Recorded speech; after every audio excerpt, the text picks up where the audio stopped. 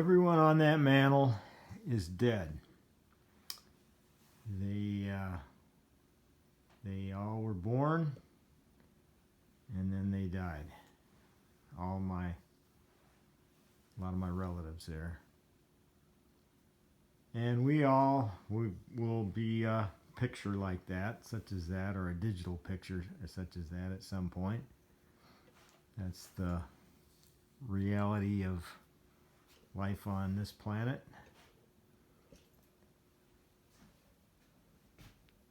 Let's see here. Science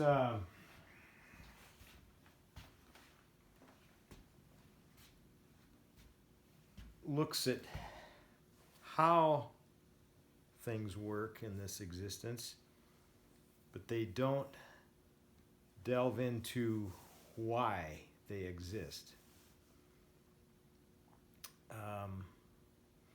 And they try to figure out how they became existing.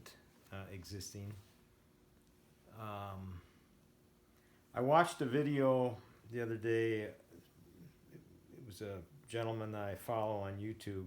I don't know if any of you heard of his name, Paul Harrell.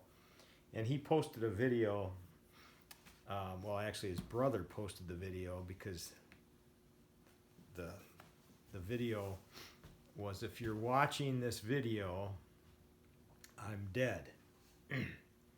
And his brother was instructed to post the video when he died. This was a little over a year ago that he died. And I think I watched pretty much the whole video. He didn't talk about, at least that I noticed, of what he thought was to come. He talked about what he had done on the video, in his videos throughout his life, and he actually apologized for dying. He apologized to his audience, but he felt like he had accomplished what he'd set out to do.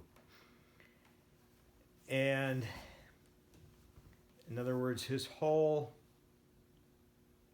meaning of existence, he felt, was reached in his eyes, at least on that video as he was explaining it.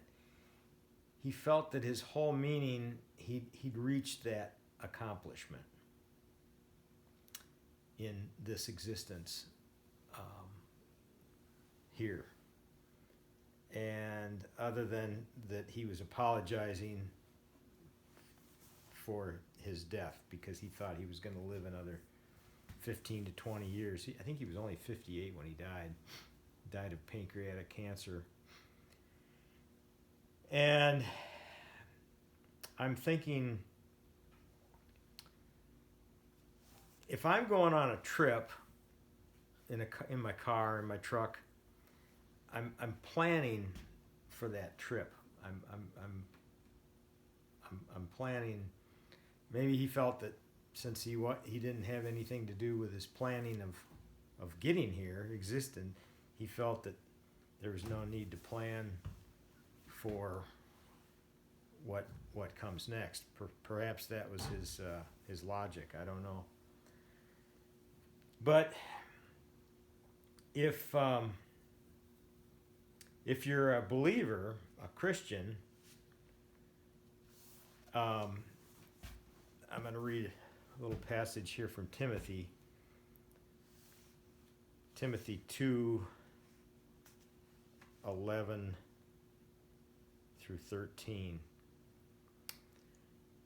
The saying is trustworthy, for if we died with him, that's Christ, we will also live with him. If we endure, we will also reign with him. If we deny him, he will also deny us. If we are faithless, he remains faithful, for he cannot deny himself. So a believer facing death is completely opposite to the unbeliever.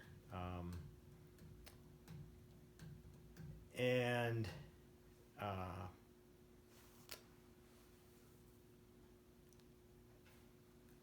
the Gospels to many are foolishness, and